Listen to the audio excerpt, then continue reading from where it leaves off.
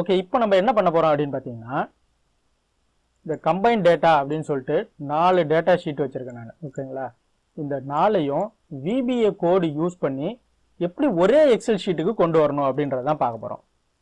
All data அப்படின்னு ஒரு work book போட்டிருக்கேன். இதில் வந்து பார்த்தீங்கன்னா உள்ள எந்த டேட்டாவுமே இல்லை. ஓகேங்களா, இப்போ நம்ம என்ன பண்ண போகிறோம், இந்த ஃபோல்டரில் உள்ள எல்லா ஷீட்டையுமே நம்ம வந்து இதுக்கு கொண்டு வர போகிறோம். சரிங்களா, பண்ணலாமா?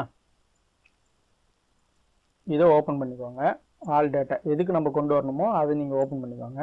ஓப்பன் பண்ணிவிட்டு இந்த ஷீட்டில் வச்சுட்டு இப்படி ரைட் கிளிக் பண்ணிங்க அப்படின்னா வியூ கோட் அப்படின்னு காட்டும். ஓகேங்களா, வியூ கோட்னு காட்டும். அதை கிளிக் பண்ணிங்க அப்படின்னா இந்த மாதிரி ஒரு விண்டோ உங்களுக்கு வரும்.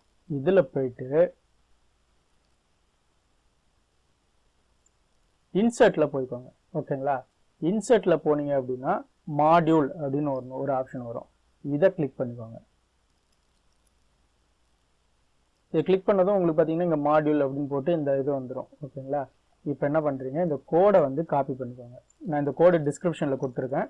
இந்த கோடை நீங்கள் அப்படியே காப்பி பண்ணிக்கோங்க. எதுவுமே பண்ண வேண்டாம். கோடை காப்பி பண்ணிவிட்டு இந்த விபிஏல போயிட்டு இந்த கோடை பேஸ்ட் பண்ணிடுங்க. ஓகேவா, ஃபஸ்ட்டு பேஸ்ட் பண்ணிடுங்க. இப்போ என்ன பண்ணணும் அப்படின்னா,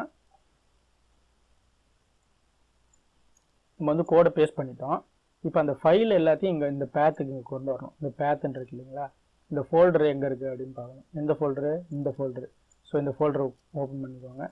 இந்த ஃபோல்டரில் இருக்கிற இந்த 4 ஃபைலையும் தான் நம்ம அங்கே கொண்டு வர போகிறோம். ஸோ இங்கே வச்சு இப்படி கிளிக் பண்ணிங்க அப்படின்னா இந்த ஃபோல்டருடைய பேத்து காமிக்கும். அதை அப்படியே காப்பி பண்ணிக்கோங்க. காப்பி பண்ணிவிட்டு மினிமைஸ் பண்ணிவிடுங்க. இது தேவையில்லை. ஓகேங்களா, இப்போ என்ன பண்ணுறோம்,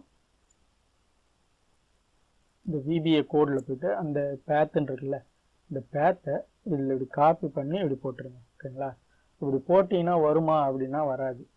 காப்பி பண்ணி போட்டிங்கன்னா வராது. அதுக்கு என்ன பண்ணணும்னா இந்த கம்பைன் டேட்டான்னு லாஸ்ட்டில் இருக்குல்ல, இந்த பிளிங்க் ஆகிட்டு இருக்குல்ல, இங்கே பாருங்கள், இந்த கம்பைன் டேட்டான்ட்டு இங்கே பிளிங்க் ஆகிட்டு இருக்கிற இந்த லாஸ்ட்டில் போய்ட்டு நம்ம என்ன பண்ணணும்னா ஒரு இதை பேக் ஸ்லாஷ் வந்து ஆட் பண்ணணும்.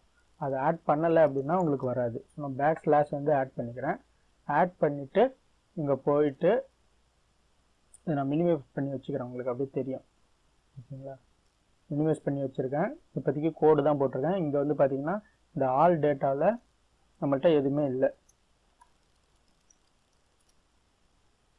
இந்த ஆல் டேட்டான்ற ஷீட்டில் இப்போ பார்த்தீங்கன்னா இங்கே வந்து பார்த்தீங்கன்னா உங்களுக்கு எதுவுமே இல்லை, வெறும் ஷீட் மட்டும்தான் இருக்குது. சரிங்களா, இப்போதைக்கு எம்டியாக தான் இருக்குது. நம்ம இப்போ என்ன பண்ண போகிறோம், இதில் போயிட்டு ரன்னுன்ற பட்டனை கொடுக்கலாம், இந்த ரன்னை கொடுக்கலாம், இல்லைன்னா இந்த ரன் பட்டன் இருக்குது இதை கொடுக்கலாம், இதில் ப்ளே பட்டன் இருக்குது. இது ரெண்டுத்தில் ஏதாவது நீங்கள் வந்து கொடுத்துக்கலாம். சரிங்களா, நான் வந்து ப்ளேன்றது கொடுக்குறேன்.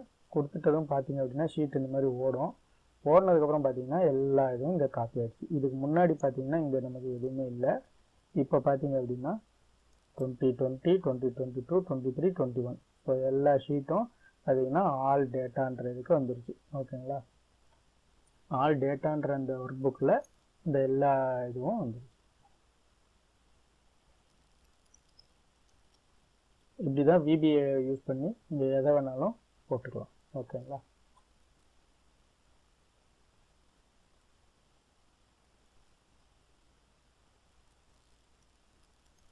சேவ்னு கொடுத்தீங்கன்னா சேவ் ஆகிடும்.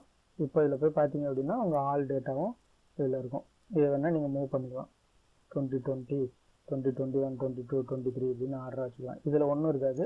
இது வேண்டாம், இதை டெலிட் பண்ணிடலாம். டெலிட் பண்ணிட்டு பார்த்தீங்கன்னா உங்களுக்கு எல்லா ஃபைலும் இந்த ஒரு இதுக்குள்ளேயே வந்துடும்.